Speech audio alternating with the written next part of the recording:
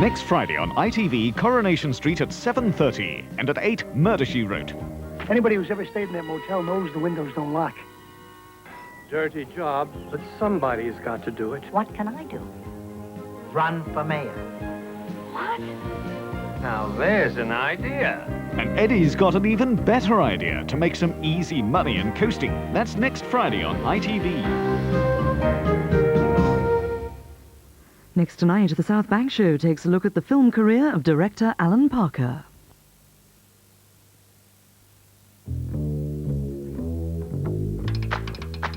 A Delta hostess rarely answers a service call.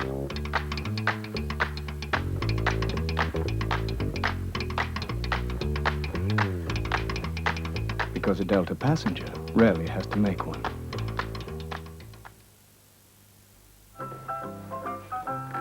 What's this then, Barraclough? You'll be watching that Open University again? Perhaps you'll be partaking of a cocktail. Or maybe a mineral water, old chap. No. Find me usual, please.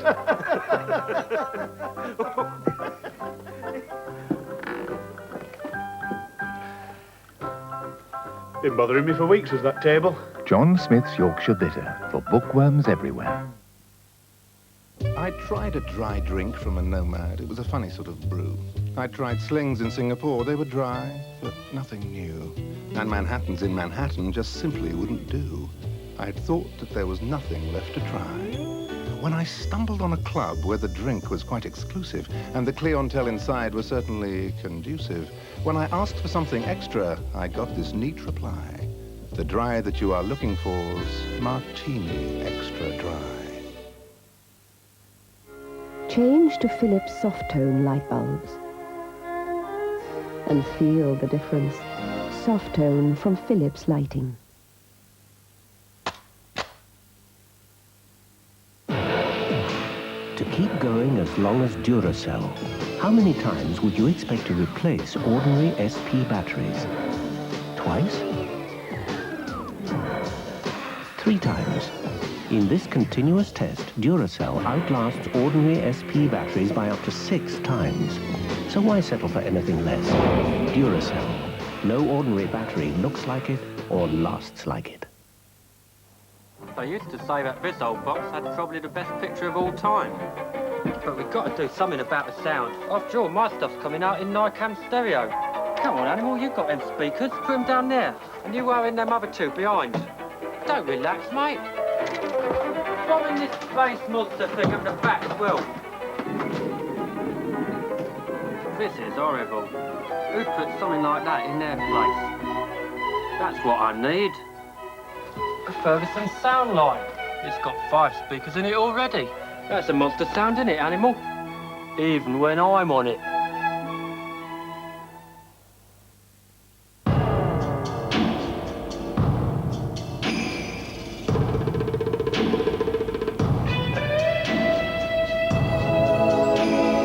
Esso quality motor oils. In tests, most cats said their engines preferred them.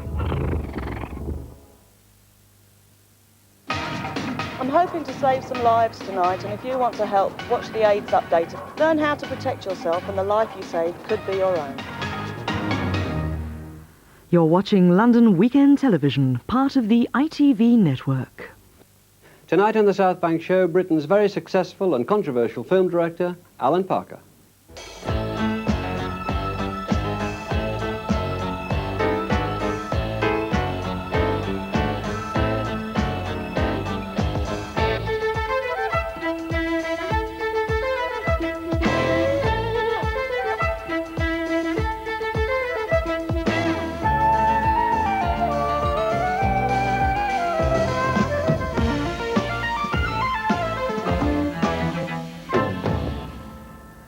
Hello, in 1975, Alan Parker directed his first feature film, Bugsy Malone, an innovative musical gangster film in which every role was played by children.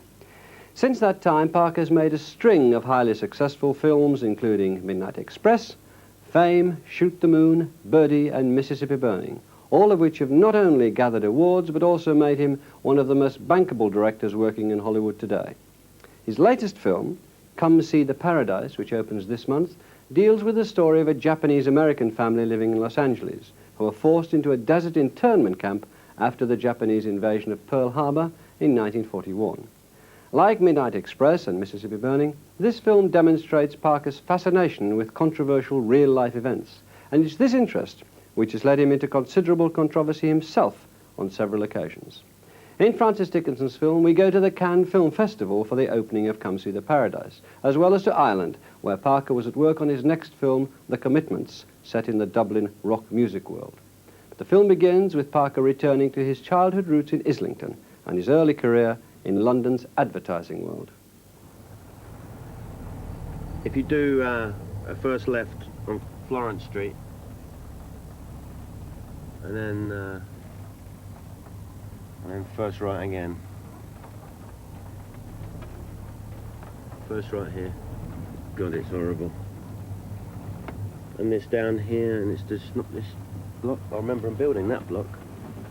Although that's called Canterbury Court. It's this old block here. It's where I used to live. Jesus. I don't feel at all nostalgic, I have to say. Good job I got away from it. That's me up there. Oh, look, isn't that funny? Look, the people who live where I live, they've got a disc now. Good God. That's amazing. Different level of affluence.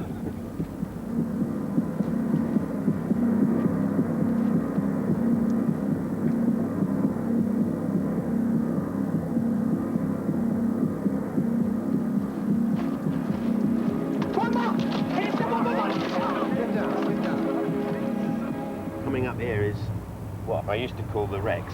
I used to go to Saturday morning there in the Rex. It's my best memory of childhood, you know. We come along on Saturday morning, greeting everybody with a smile. Da da da da da da da da da da da da da da. And then you got hit on the head by somebody with some.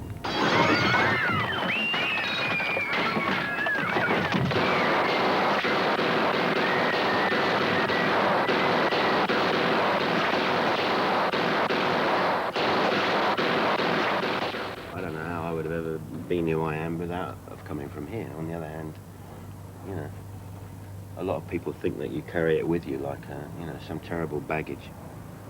And in a way, I think that it does affect you. But I mean, sometimes I think that I should forget it. You know, I haven't lived here for a long, long time. You know, I haven't been poor for so long that it's kind of ridiculous to keep talking about it. But it does affect you. It doesn't affect me when I'm living in Los Angeles, but it affects me when I come back to England. Come back here. Babe, I said come back. Come on, Dad, give him a chance. Put out, Bubbles. Watch it, fella. You watch it. Stop it, George. Hey! Stop it, George. She'd rather fuck Frank. You asshole. Bitch. Fuck you, woman. Give my wife the finger. Apologize to the lady. I'm a woman, George. Apologize to the woman. Apologize. You don't think I deserve it, you bitch. That's enough, Phyllis. All right. Okay, I'm sorry. I was fortunate enough to go into advertising, which is very egalitarian, where nobody asks how many O-levels you got. And in a way, that was the freedom. And it was a very exciting days in advertising, because a lot of people who went on to do other things were there at that point in time. We felt quite arrogant about it in many ways, you know what I mean, in that we were quite narrow in that that was our world. We loved advertising for whatever it meant right at that point. You know, we used to get the commercials from directors like Howard Zieff in New York, and be excited about the possibilities of what advertising could be, because it had just started, and it didn't have to be, you know, you wonder where the yellow went, you brush your teeth with Pepsodent. You suddenly realise that actually we could do other things. I'm going to say goodbye. No, don't say goodbye. Sounds so permanent. It's only for a very short time. Look after yourself. I will.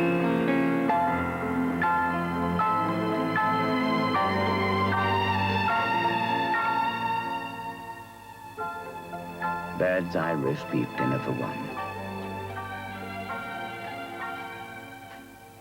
Roast beef, creamed potatoes, peas and Yorkshire pudding. Especially handy for people who aren't used to being on their own. When we started making films, we were put down, certainly by the British critics. We had no right to be making feature films. People like myself or Tony Scott or Adrian Lyne or Hugh Hudson, we were thought of as being coming from this rather vulgar commercial world of advertising films.